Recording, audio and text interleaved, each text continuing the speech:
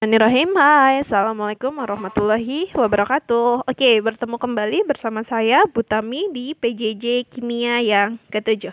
Untuk video kali ini sebenarnya saya hanya akan mengulang apa yang sudah saya jelaskan di pertemuan Zoom meeting kemarin ya. Tapi berhubung ada banyak kendala, jadinya akan saya ulangi kembali agar lebih maksimal penjelasannya ya. Oke. Kita akan membahas mengenai apa? Kita akan membahas mengenai konfigurasi elektron. Kalau Jumat yang lalu di pertemuan ke-6 kita sudah membahas konfigurasi menurut Bohr. Untuk kali ini kita akan membahas konfigurasi menurut bilangan kuantum gitu. Tapi sebelum kita masuk di konfigurasinya, kita harus tahu dulu nih, apa sih yang namanya bilangan kuantum gitu ya. Bilangan kuantum apa sih? Bilangan kuantum itu adalah bilangan-bilangan yang menyatakan energi dan keadaan posisi elektron dalam suatu atom. Menurut apa? Menurut bilangan kuantum ya. Nah, kalau kalian masih ingat di model atom mekanika kuantum itu ada yang namanya orbital. Orbital itu apa? Orbital itu adalah tempat terbesar kemungkinan ditemukannya elektron gitu. Untuk bilangan kuantum yang pertama itu ada bilangan kuantum utama atau kita simbolkan sebagai n kecil gitu ya. Bilangan kuantum utama ini menunjukkan apa sih? Bilangan kuantum utama ini menunjukkan nomor kulit. Kalau kita di Bohr itu kan ada yang namanya kulit K, kulit L, kulit M, dan kulit N dan seterusnya gitu ya. Kalau di bilangan kuantum utama pun hampir sama ya. Jadi ada kulit pertama di mana N-nya berarti nilainya adalah 1 gitu ya. Di kulit kedua berarti N-nya sama dengan 2. Di kulit ketiga N-nya sama dengan 3. Di kulit keempat N-nya sama dengan 4 dan seterusnya gitu. Kemudian kita masuk di nomor 2, bilangan kuantum azimut atau biasa disebut juga bilangan kuantum azimutal. Kita simbolkan sebagai L kecil gitu ya. Kalau azimutal menunjukkan apa sih? Menunjukkan subkulit atau bentuk dari orbital, berarti tempat elektronnya gitu ya, bentuk orbital. Nah, di kulit pertama itu ada orbital S dan nilai azimutnya itu adalah 0. Kemudian di kulit kedua ada sampai P, jadi ada S dan P di mana azimutalnya nilainya adalah 1. Kemudian di kulit ketiga itu berarti ada S, P, dan D di mana D itu azimutalnya nilainya adalah 2. Dan terakhir di kulit 4 yaitu ada F di mana nilai azimutalnya ada 3 gitu. Nah, masih ada nggak Bu sebenarnya sampai kulit kelima, kulit keenam, kulit ketujuh dan seterusnya? Masih ada gitu ya. Cuma untuk pembelajaran di SMA materinya hanya sampai di kulit keempat yaitu S, P, D, F gini ya. Untuk menghafalkannya, S nilai azimutalnya adalah 0 gitu ya. Berarti ingat aja gini, S kosong berarti S sama dengan kosong atau 0 gitu ya. Kalau P berarti pertama berarti nilainya 1. Kemudian D sama dengan 2 gitu, dan F sama dengan kita plesetkan dari tree jadi free gitu ya, nilainya adalah 3 gitu dan seterusnya. Kemudian yang ketiga ada apa? Yang ketiga itu adalah bilangan kuantum magnetik atau disimbolkan sebagai M, di mana magnetik ini menunjukkan orientasi orbital, arah orbital dalam subkulitnya gitu ya. Memiliki nilai dari minus L sampai dengan plus L. Lihat, minus L berarti dari minus azimutal sampai dengan positif azimutal gitu. Jadi bisa kita katakan bahwa bilangan kuantum magnetik ini menunjukkan jumlah kos-kosan yang dimiliki oleh masing-masing orbital gitu. Misalkan kalau S itu berarti dari minus L sampai dengan plus L. S itu kan kosong. Nah, kalau 0 itu ada nggak minus 0 sampai positif 0? Kan nggak ada. 0 itu kan di tengah-tengah. Berarti si S itu cuma punya satu kamar kos, yaitu kamar 0 gitu ya. Sekarang kalau P, berarti kalau P kita mulai dari minus 1 sampai dengan positif 1. Nah, coba dihitung. Minus 1, 0, positif 1. Berarti punya berapa kamar kos? Ada 3 kamar kos. Yaitu kamar minus 1, 0, dan positif 1. Kemudian kalau D itu azimutalnya berapa? 2 gitu kan. Berarti dari minus 2 sampai dengan positif 2. Ada berapa kamar? Minus 2, minus 1, 0, plus 1, dan plus 2. Berarti total dia punya 5 kamar. Dimulai dari kamar minus 2 sampai dengan positif 2. Kemudian yang terakhir adalah F. Nah, berarti F punya berapa kamar nih? Dari -3 sampai dengan +3. Berarti dia punya 7 kamar. Dimulai dari kamar -3, -2, -1, 0, +1, +2, dan +3. Jadi bisa kita katakan yang paling kaya itu siapa? Orbital F. Karena dia memiliki kamar kos yang paling banyak gitu. Nah, untuk masing-masing kamar maksimal itu diisi sama 2 elektron gitu ya, 2 orang lah gitu ya.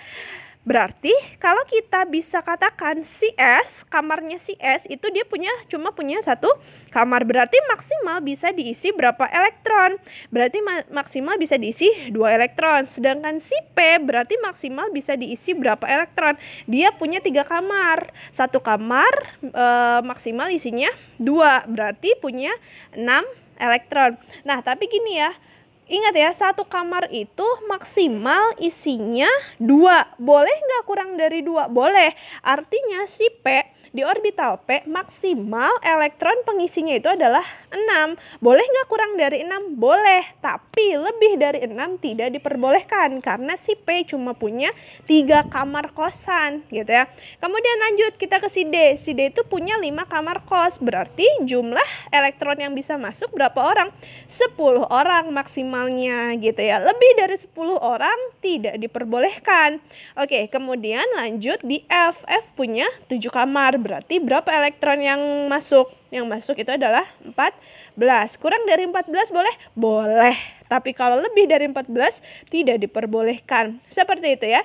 Jadi bilangan kuantum sudah ada bilangan kuantum utama kita simbolkan sebagai N, bilangan kuantum azimutal kita simbolkan sebagai L, dan bilangan kuantum magnetik kita simbolkan sebagai M gitu.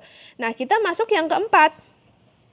Yang keempat itu ada yang disebut dengan spin. Bu, kok spin ini nggak ditambahin kata depannya Bialkum atau bilangan kuantum? Jadi gini, ada 2 pendapat di mana mengatakan bahwa spin ini termasuk ke dalam bilangan kuantum, tapi ada juga yang mengatakan tidak termasuk ke dalam bilangan kuantum.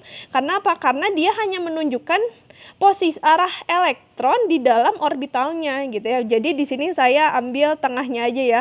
Kita masukin bilangan kuantum tapi tidak disebutkan bilangan kuantum gitu ya. Spin ini hanya ada 2. Jadi kan ada 2 kamar. Ada 1 kamar. 1 kamar itu maksimal diisi sama 2 elektron.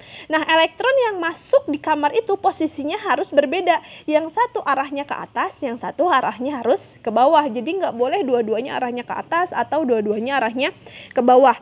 Nah, menunjukkan arah rotasi ya. Nah, elektron yang posisinya ke atas itu nilai S-nya adalah +1/2. Sedangkan elektron yang posisinya ke bawah itu nilai S-nya adalah -1/2. Hanya seperti itu saja untuk spin gitu ya. Jadi ada berapa tadi? Yang pertama ada bilangan kuantum utama atau kita simbolkan sebagai N kecil, di mana N-nya itu kulit 1 berarti nilai N-nya adalah 1, kulit 2 nilai N-nya 2, dan seterusnya.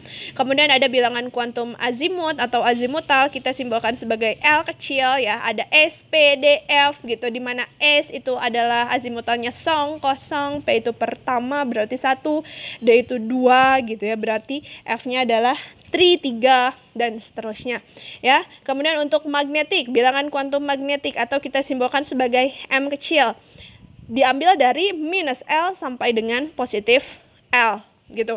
1 kamar maksimal isinya adalah 2 elektron dan seterusnya. Nah, untuk spin itu ada 2 arah ke atas dan arah ke bawah. Arah ke atas itu berarti nilainya +1/2, sedangkan arah ke bawah itu nilainya adalah -1/2. Seperti itu untuk bilangan kuantum. Nah, ini untuk penulisan elektron pada masing-masing orbital. Ada S, P, D, F, di mana S itu berarti tadi dikatakan maksimal isinya adalah 2. Nah, S-nya itu, S, P, D, F-nya itu ditulisnya harus dalam huruf kecil. Nggak boleh dalam huruf besar ya, tulisnya dalam huruf kecil. Nah, si angka 2-nya atau elektron yang mengisinya dituliskan seakan-akan sebagai pangkat. Jadi S maksimal isinya 2, S2, tapi tidak dibaca S pangkat 2, hanya S2 seperti itu.